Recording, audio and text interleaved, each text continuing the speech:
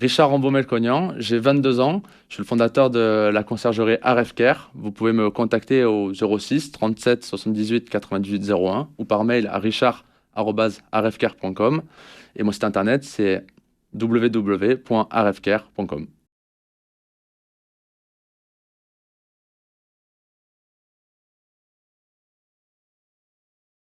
Donc vous pourrez me retrouver au 14 janvier au Palais de la Bourse à Marseille, où j'aurai l'honneur de recevoir le prix du plus jeune espoir de l'économie française 2022. Richard, est-ce que vous pouvez vous présenter, s'il vous plaît, vous et votre entreprise? Oui, alors moi c'est Richard Rambaud-Melconian, ma société c'est RF Care. RF Care, alors Arev en arménien ça veut dire soleil, et le Care en anglais pour prendre soin de mes clients. Alors pourquoi vous êtes là aujourd'hui dans le cadre du 30e anniversaire de la CCIFA?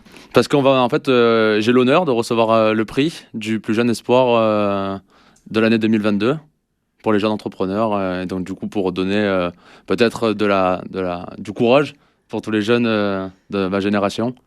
Alors votre entreprise RF Care, qu'est-ce que c'est? Ça consiste en quoi votre projet? Alors mon projet en fait ça a été très simple. J'ai voulu, en fait si vous voulez, pour être tout à fait honnête avec vous, ma mère avait passé par des conciergeries pour mettre des logements en location via Airbnb. Et à chaque fois elle se retrouvait soit avec des concierges qui n'étaient pas souvent disponibles ou alors qui n'assuraient pas un service complet pour les voyageurs ou autres. Et donc à chaque fois je la voyais chercher, changer de conciergerie et je me suis dit en fait qu'il y a vraiment quelque chose à faire là-dedans. Et j'ai toujours aimé faire sourire les gens et rendre service. Et donc, du coup, j'ai eu l'idée de créer ma conciergerie. Et dès la création, je voulais offrir aux propriétaires. Alors, de base, quand je l'avais créé, c'était d'abord de faire une offre complète pour les propriétaires. C'est-à-dire, les propriétaires me donnent les clés de leur logement. Je travaille 100% de transparence avec eux, mais ils n'ont plus rien à gérer. C'est-à-dire, vous pouvez... C'est-à-dire que dès le début, j'avais accompagné des propriétaires avant la mise en location. Ils voulaient, par exemple, refaire le salon. Vous voyez, tout refaire le salon, etc. Donc, je les ai accompagnés là-dedans. Après, pour l'aménagement ou pour plein d'autres projets. Et alors, comment vous y êtes pris concrètement pour monter cette entreprise? Vous avez fait appel à quel type de compétences, de savoir-faire aussi? C'est-à-dire personnel ou Les deux. Les deux. Personnel, en fait, j'ai eu. Alors, la chance déjà, c'est qu'une conciergerie, ça demandait pas beaucoup d'investissement dès le début. Donc ça, déjà, c'était un très gros avantage. Et après, c'était beaucoup de. Alors, les débuts ont toujours été un peu compliqués. Enfin, quand on crée une société, c'est toujours un peu compliqué de commencer. Mais quand on s'investit. Quand on s'investit, qu'on fait de la publicité, qu'on est tout le temps disponible, ça c'est le plus important, d'être tout le temps disponible. Moi je sais que mes premiers clients, je les ai récupérés parce qu'on m'appelait, en fait je recevais des messages à minuit et du coup je me disais pas j'attends demain. Et du coup je répondais instantanément et du coup c'est comme ça que j'avais récupéré mes premiers propriétaires. C'était vraiment sur la disponibilité. Et par rapport à votre parcours aussi, à vous, professionnel, est-ce que c'était quelque chose qui était en cohérence? Non, pas du tout. Alors moi, si vous voulez, et ça, justement, je pense que c'est bien de le dire pour donner du courage à notre génération, c'est que moi, je n'ai jamais été scolaire. Vraiment, l'école, c'était pas du tout mon point fort, mais j'ai toujours aimé travailler. Toujours. D'ailleurs, mes deux parents sont chefs d'entreprise, et quand je travaillais pas à l'école, mon père, pour me punir, il me faisait bosser dans sa boîte pendant les vacances scolaires. Et bien, en fait, j'étais super content de travailler. J'étais super content de travailler. Et donc, du coup, depuis toujours, j'ai voulu travailler. Donc, à mes 16 ans, en fait, j'ai voulu arrêter l'école et j'ai fait un bac pro en alternance chez ma mère. Donc, la première année, j'avais fait mécanicien. Les 2 autres années, j'avais fait assistant commercial. Et après, j'ai eu mon bac avec mention en plus.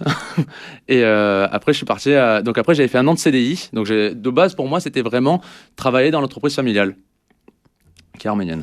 Et c'était quoi comme entreprise? C'était une entreprise où on est fabricant d'engins miniers. Aramine, ça s'appelle. D'accord. Et au final, mais au fond de moi, j'avais toujours cette envie de créer quelque chose de moi-même. Ou cette fibre entrepreneuriale, c'était important pour vous? Pour moi, oui, très. Parce que déjà, je veux créer des choses et ça me tient vraiment à cœur. Et surtout, quand on crée quelque chose, on maîtrise le sujet à 100% et on peut vraiment le créer de notre personnalité à nous et pas de la personnalité des autres en fait. Et pour moi, c'est important. Donc du coup, j'ai toujours voulu créer quelque chose, mais j'ai jamais su quoi. Donc après, je suis parti en Angleterre pour découvrir en fait, pour avoir des idées. J'avais fait serveur là-bas, mais bon, au final, c'était plus pour. Au final, ça m'avait pas forcément. C'est pas ça qui m'a donné l'idée de faire ma conciergerie derrière, mais ça m'a apporté plein de choses personnelles, comme de me prouver à moi-même que j'étais capable de trouver un travail seul à l'étranger. Ensuite, ben, je me suis dit, je vais reprendre les études pour faire de la nutrition, parce que j'adore tout ce qui est sport et la nutrition. Donc j'ai repris les études, sauf que comme je disais au début, c'est pas du tout pour moi l'école, et je voulais vraiment travailler. Et en fait, au fur et à mesure, bah, du coup, quand je suis rentré, j'étais un peu perdu. Je savais pas du tout quoi faire. Et je voyais ma mère qui était en train de changer de conciergerie. Et donc, du coup, vraiment, l'idée, elle est partie de là. Elle est partie de là. Et ça s'est fait en mai dernier. Et du coup, la création de ma société, c'était en juin, le 1er juin.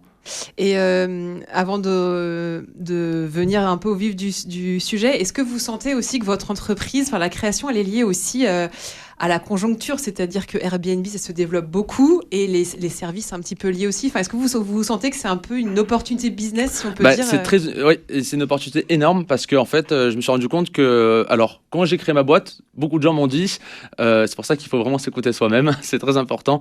Beaucoup de gens m'ont dit, alors c'est soit très saisonnier, ou alors il y a déjà beaucoup de gens sur le marché. Mais moi, tout ça, je l'ai pas écouté. Et je me suis dit, parce que dès que j'avais appelé un peu des conciergeries à droite à gauche, tout le monde me disait qu'ils prenaient plus de logement. Voilà. Donc moi, à partir de là, je me suis dit, si les gens ne prennent plus de logement, c'est qu'il y a quelque chose à faire. Et alors, depuis que vous avez créé votre entreprise, donc en mai, juin dernier, c'est ça? C'est ça, début juin. Comment vous vous y êtes pris pour trouver des clients et comment ça s'est développé jusqu'à aujourd'hui? Alors, ok. Alors, ça a été... alors, au début, ça s'est fait que j'ai fait des flyers. En fait, j'avais imprimé des flyers que j'avais déposés dans plein de boîtes aux lettres. J'avais mis dans des commerces, etc. Après, j'avais commencé à faire de la pub, du coup, sur Gens de Confiance, sur LinkedIn, un peu sur tous les réseaux sociaux. Mais pour être tout à fait franc avec vous, c'est pas ça qui m'a vraiment aidé. Et en fait, après, je me suis rapproché de la plateforme Airbnb, où en fait, il fallait avoir il fallait remplir des critères. Et ces critères-là, je les remplissais. Et donc, du coup, j'ai suivi une formation avec eux. Et aujourd'hui, en fait, j'ai la chance qu'Airbnb me référence sur Aix et Marseille. Et donc ça a été un tremplin énorme. Et aujourd'hui, alors ça, c'est un tremplin énorme. Et après, il y a eu mon site web qui est sorti, mon site internet. Et aujourd'hui, bon, voilà, Aujourd'hui, en fait, j'ai la chance de ne pas aller vers les clients, mais c'est les clients qui viennent vers moi. Et vous avez combien de clients Aujourd'hui, j'en ai 16. J'ai 16 clients qui me font confiance. Et tous les jours, j'ai de nouveaux propriétaires qui m'appellent pour récupérer leur logement. Ah oui, enfin, je voulais dire en termes de propriétaires, ça équivaut à combien? C'est-à-dire c'est à peu près un propriétaire par logement. Ah oui, d'accord, Ouais, donc c'est 16. ouais. D'accord, Mais ok. j'ai la chance en fait de créer vraiment un lien avec ces propriétaires et que aujourd'hui ces propriétaires me disent ben, si on achète un. Alors déjà j'en ai qui me demandent si je fais pas de la vente immobilière parce qu'en fait on a vraiment j'instaure vraiment un climat de confiance avec mes clients. Pour moi c'est très important et donc ben, du coup ils me demandent si je fais pas de la vente immobilière parce qu'ils se sentent vraiment en confiance avec moi. Bon, j'en fais pas. Et sinon, ils me disent, ben voilà, on est super content de comment ça se passe, etc. Donc, on voudrait acheter de nouveaux logements. Qu'est-ce que tu nous conseilles, etc. Où c'est qu'on pourrait acheter?